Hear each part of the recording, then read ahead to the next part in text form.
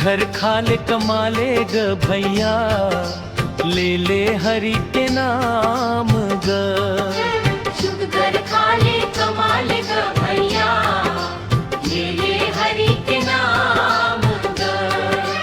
जग में एक ठन चीन रही थे, नाम औ बदनाम ग। हरि भजन ले जीवन समर्थे, यही सच्चा धाम ग। हरि भजन ले जीवन समर्थे, यही सच्चा धाम ग। दुनिया के धन दौलत सब एक दिन यहाँ रही जाएगा।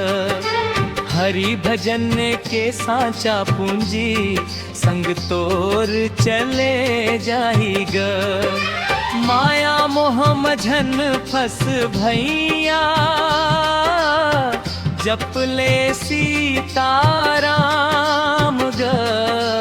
जग में एक ठन चीना रही थे, नाम औ बदनाम ग।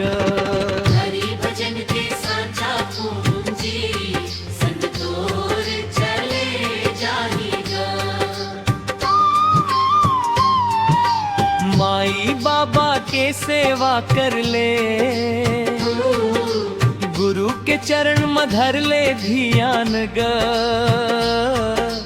दीन दुखी के संग मरही के, माया दीप जला ले ग। नेकी कर ले हर दिन भैया, यही असली काम ग। जग में एक ठन चीना रही थे, नाम औ बदनाम ग।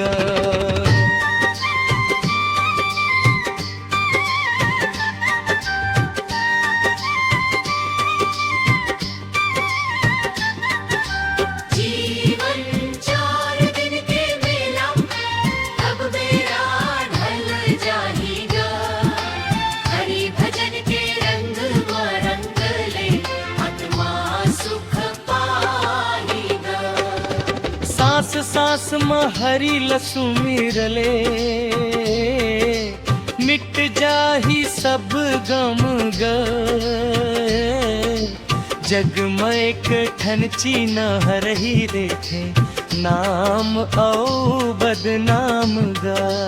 जग में एक ठन चीना रही थे, नाम औ बदनाम ग। शुभ घर खाले कमाले ग भैया, ले ले हरि के नाम ग।